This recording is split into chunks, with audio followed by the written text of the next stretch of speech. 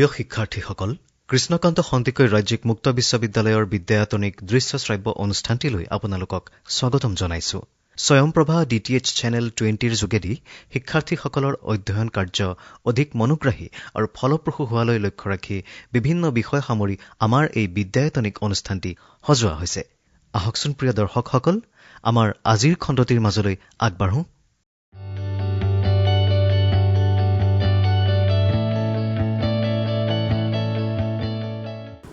Dear learners, welcome to this video lecture on socialization, which is meant for the MA first semester learners of sociology. Now let us try to understand what are the unit objectives. So, after going through this unit, you will be able to know the concept of socialization in detail, discuss the importance of socialization in society, and explain the various agencies of socialization. Now, in the previous units, we have discussed about various aspects of a society, be it community, culture, institutions, norms, values, and many others. But as a member of a particular society, how do we come to know these aspects? Or in other words, how do we come to know what we are supposed to do after we wake up in the morning, or in our workplace, in the marketplace? In other words, how do we carry our everyday life? So, the process by which a society teaches its members about various aspects of the society which helps us to cooperate with one another is known as socialization. It is a process through which an individual is integrated into a society and thereby he or she becomes a social being. Now, there are many forms of socialization. Let us try to discuss about that. In the book Sociology, Ian Robertson has talked about 4 types of socialization. They are primary socialization, anticipatory socialization, developmental socialization, and re-socialization. Now, what is primary socialization? This is the first form of socialization process. This kind of socialization takes place during the early stage of an individual's life. It relates to the teaching of language and cognitive skills, the internalization of cultural norms and values, establishment of emotional ties, and the appreciation of other roles and perspectives that we learn in our families. The second is anticipatory socialization. Now, it is often assumed that since individuals belong to a particular cultural group, he or she would internalize values, norms, as well as the ways of a society from his or her own group. However, individuals might also learn different cultures and ways of life from groups to which they do not belong, but they want to become a member of that group. So, such a process whereby an individual socialize themselves into the culture of a group with the anticipation of joining that group is referred by sociologists as anticipatory socialization. We anticipate to become a part of that group once we learn their ways and manners. The next is developmental socialization. This kind of learning is based on the achievements of primary socialization. It builds on an already acquired knowledge as the adult progresses through new situations, such as once an individual is married or once an individual gets recruited in a new job, he or she learns new things. These require new expectations, obligations, and roles. So, new learning is added to and blended with the old in a relatively smooth and continuous process. Then we have re-socialization. It is a process of learning new norms, values, attitudes, behaviors. For example, when we were a child, perhaps we have learned different things But for example, when an individual goes or gets admitted to a new college, attends the hostel life, so for the first time, in order to cooperate with other members in that surrounding, she requires to adjust himself with his or her roommate.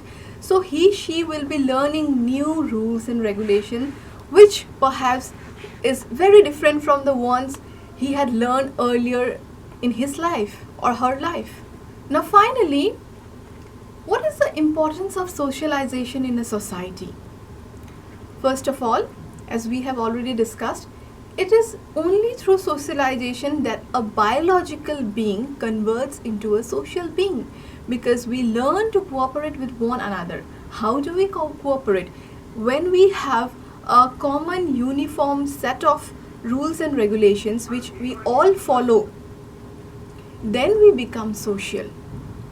Then socialization contributes to the development of a personality. Socialization helps a person to become disciplined. What we are supposed to do after waking up. After that, how to complete a work efficiently. All these are part of a culture that we are socialized into. Then socialized helps an individual to enact different roles.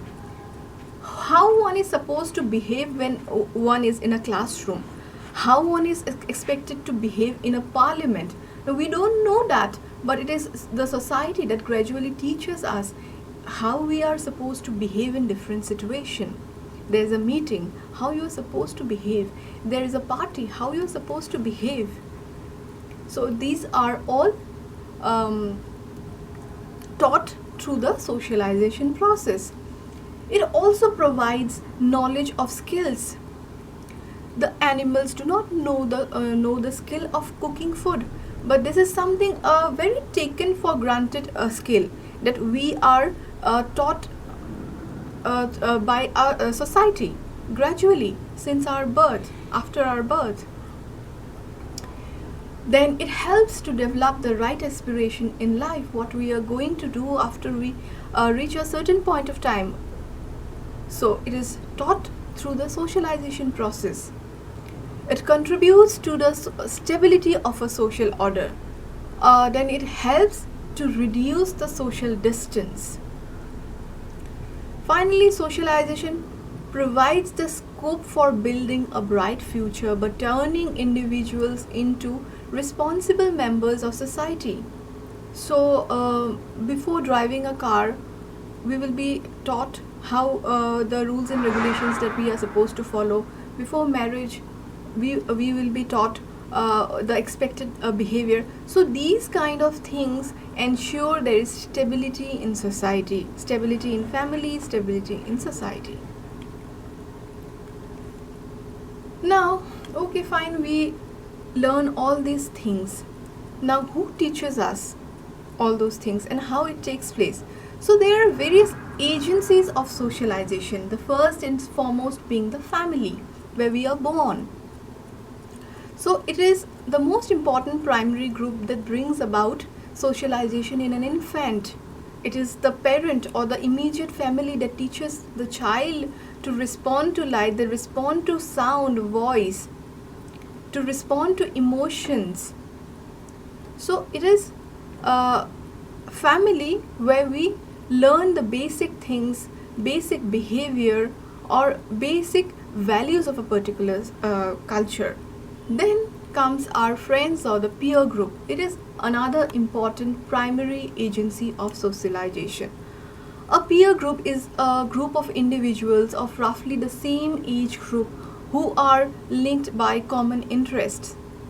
The relation between the child and her playmates or friends is one of mutual understanding or equality. They are mostly of similar age and hence the information is shared in a very informal manner.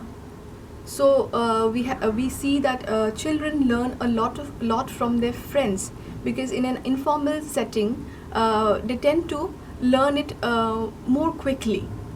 So different groups, even after we grow up, we have different clubs, we have informal groups of friends in our office. So these kind of groups helps in socialization, changing our attitudes, changing our mindset, etc. Then comes the educational institutions, beginning with the school. So the school is the second agency of socialization, or a secondary agency of socialization, but it is a very powerful one because it lays the foundation of ideas, attitudes within an individual, that shapes an individual's identity at a very basic level. At school, the child learns to be the part of a larger group of similar age. This helps in building up his or her personality. Hence, school exposes children to new challenges gradually. In family or in the peer group, the setting is very informal and the child is readily accepted. But in the school, the child is exposed to a formal setting. Then comes the workplace. Workplace is another important agent of socialization, where the individual meets different people belonging to different society, different cultural background, and it helps the individual to broaden their horizon. As we have already discussed earlier, that the cultural beliefs or norms vary from one society to another society, and when we remain within one society, we tend to believe this is only the right way of doing things, or this is only the right way of thinking. But when we get exposed to other forms of values, beliefs and lifestyle, we tend to broaden our vision or broaden our horizon about notions of like what is right and what is wrong. We tend to become less judgmental by then. Then comes religious institutions. Religious institutions too play a very significant role in the socialization process, as it teaches us what an individual or the members of that group is supposed to do and what they are not supposed to do. Then finally, the state. The state is an authoritarian agency. It makes law for the people and lays down the mode of conduct expected for them. The people are supposed to obey these laws. These laws in turn shape and mold the individual's behavior. Now, schemes like Swachh Bharat Abhiyan are implemented to ensure cleanliness. So it is a kind of scheme that is introduced by the government to mold the social behavior of an individual towards a desired end. Then finally, we have the mass media. Mass media is another important source of socialization. There are many types of mass media, like the newspaper, the magazines, the television, the radio, the social media, where we are exposed to diverse ideas, diverse beliefs, value system. Nowadays we are exposed to different culture through mass media, different dressing style, different way of thinking, different way of doing things, all are there out there in the mass media. And we have seen during the lockdown phase that it was the mass media through which people began learning many things. Through the online platform, we are not only learning the formal curriculum, but also many new skills are learned through the mass media. So today in this video lecture, we have discussed that we are not born as social beings, but gradually society shapes us into a social being, and this very process is known as socialization. Thank you.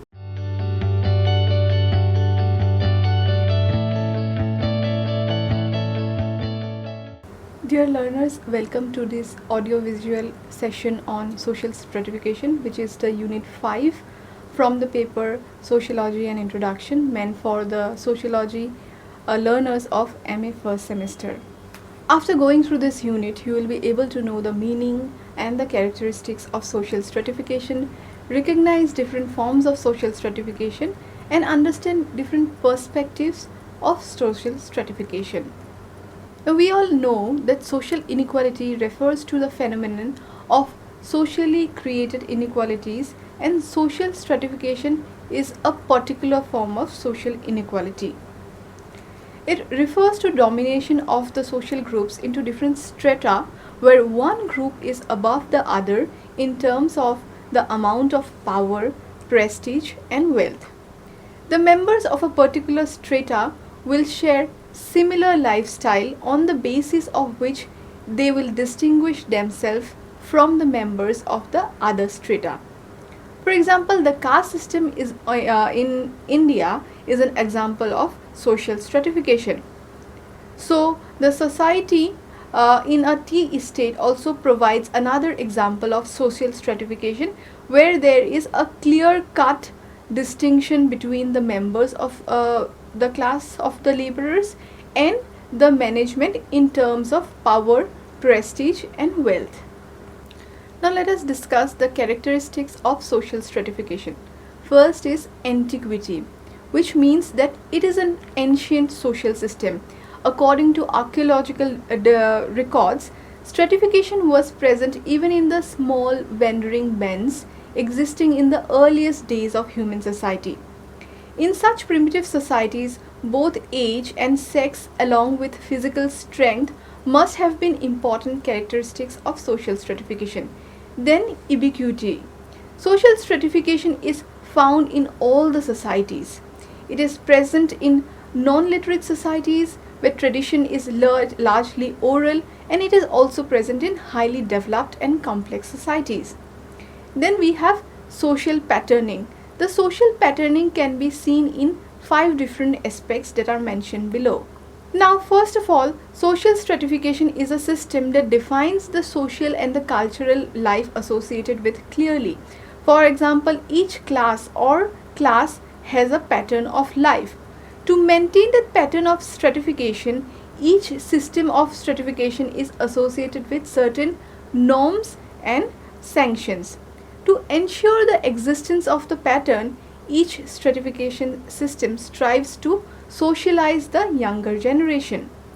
Then every system of stratification is concerned with the or connected with other systems of a society like the polity, economy, family, kinship system for its proper functioning.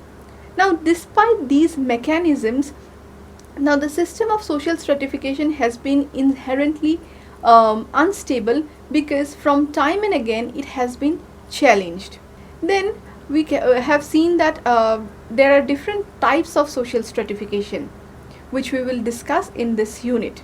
Then there are different consequences of social stratification. As a result of social stratification, people experience different lifestyles and different life chances which often lead to discrimination. So we have already discussed that there are diverse forms of social stratification. Now let us discuss some of those. First of all, the caste system. Now, caste system is a form of social stratification that we find in India. It is one of the most pervasive forms of social stratification. This system stratifies the Hindu society into 4 varnas, namely the Brahmin, the Kshatriyas, the Vaishyas, the Shudras, and the outcasts who are known as the Panchamas. Now, people who are born into one caste initially were not allowed to join other occupation, which maintained the superiority of some, and a minority used to exploit the majority. However, time and again this system has been challenged. Then we have class as a form of social stratification. The concept of class is a useful category to understand the social stratification in modern or in complex societies. Basically, class as a form of social category refers to a group whose members have similar economic conditions, maintain a similar lifestyle, and adhere to similar ideologies. According to Karl Marx, private property is the sole reason of social stratification, which determines the class of a particular social group. Those who own private property do not own the private property are bound to work for others, which leads to exploitation. For example, many laborers who work in a factory may be exploited because the laborers might not have any other employment avenues. Then, ethnicity is also a form of social stratification.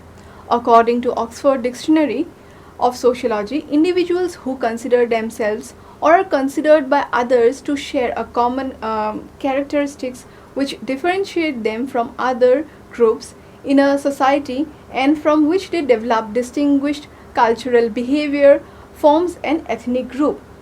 The term ethnicity was coined in contrast to race, which is often seen in biological terms. So in societies where there are many ethnic groups, like in Assam, some socio-economic and political forces make one or few ethnic groups dominant over the others. Other subordinate ethnic groups exert less power corresponding to their place in the hierarchy, which leads to inequality and discrimination in many contexts. Now, gender is also a form of social stratification. But before trying to understand gender as a form of social stratification, let us first try to understand what is gender. Now, at birth, we are born with a particular reproductive organ, which is known as sex of an individual. In case of intersex people, it might be ambiguous, but on the basis of the reproductive organ, the society decides and shapes the likes, dislikes, attitudes and choice of an individual, and that is known as gender. For example, it is the society which socializes a boy or a man that he or she should not express themselves emotionally, or that a girl is not supposed to be assertive. So on the basis of gender, society stratifies individuals into three different strata, that is men, women and the third gender, and each gender is granted different access to power, prestige and choice, which has been challenged in the recent times. Now there are many theories in sociology which explains the existence of this system. We all have already discussed that it is those forms that reproduces social inequality. But why these systems are still existing? Now these theories will explain those. First of all, the functionalist theory. The functionalist theory claims that every system that exists in a society has a certain function, and that is why these systems has been existing in society from so long. So to them, social stratification too has been existing in society since time immemorial, because it has a certain function in the society, and to them this system allows the most capable person to attain the highest position. The differential awards in the form of unequal power, prestige and wealth, according to them, would ensure that the people strive for the difficult tasks. However, this theory has been criticized by many other scholars and other schools of thought. And one of those schools of thoughts that has criticized the functionalist school of thought is the Marxian perspective. Now, Karl Marx is a chief proponent of this perspective. According to Marx, as we have already discussed in the previous section, private property is the sole reason that led to the creation of different stratas, which he says different classes which stratified the society. So during the feudal order, there existed two main classes in terms of their relationship with the forces of production, that is land. So during the feudal age, land was the most important property. So the feudal lords who owned that private property or land would make the landless serfs or the landless laborers to work on those land, and in the process those landless laborers were exploited. Similarly, in the capitalist society, two main classes, the bourgeois or the capitalists, own the means of production, such as the capital, the factory, the raw materials, etc. And the proletariat or the working class, who do not have anything, are bound to work for those capitalists. And while working, they are exploited. So because they are bound to work at a cheaper rate. The class who owns the means of production, or the haves, emerge to be the exploiters and the oppressors, and the others, the have-nots or the proletariats who do not own the means of production, are dependent on the haves, and gradually they are exploited and oppressed. Thus, the relationship between the two classes become antagonistic. So, in other words, according to Marx, the class is the prime criteria that stratifies a particular society. Now, let us discuss the Weberian perspective. And Max Weber is the proponent of this perspective. According to Max Weber, property, according to Marx, it is economy. Property, power and prestige are three separate yet interacting bases of social stratification. So according to him, economy is not the only basis of social stratification. To Weber, those who share similar economic position or class situation also share similar lifestyle. For example, the individual having high economic status will have access to higher education, quality housing and other good medical facilities. Then status group. According to Max Weber, status groups are formed on the basis of common amounts of socially ascribed prestige or honor. Now, status group, caste is an example of status group. For example, a poor high caste person may be highly respected in a village in India. So it is not just economy that decides the power prestige of an individual, but it is also the status groups which determines the power and prestige of a particular social group. Then the third form of power or stratification is party. By party he meant the political parties. According to him, these are it provides social power. For example, people who are associated with political parties may have more say and respect in a particular area. So according to Weber, economy is not the only basis of granting people unequal power, prestige and opportunities. So in this video we have discussed about the meaning, characteristics and different theories associated with social stratification. Hope you all have understood and will go through this in your SLMs. Thank you. ইমান সময় আমি স্বয়ংপ্ৰভা DTH channel 20 যোগে সম্প্ৰচাৰিত কৃষ্ণকান্ত সন্দিকৈ ৰাজ্যিক মুক্ত বিশ্ববিদ্যালয়ৰ বিদ্যায়তনিক অনুষ্ঠানটিৰ আজিৰ খণ্ডটি উপভোগ কৰিলো। এই বিদ্যায়তনিক অনুষ্ঠানটিৰ জৰিয়তে শিক্ষাৰ্থীসকল নিশ্চয়কৈ ভালেখিনি উপকৃত হৈছে। পুনৰ আন এটি বিষয় লৈ আমি আপোনালোকৰ মাজলৈ আহিম। নমস্কাৰ।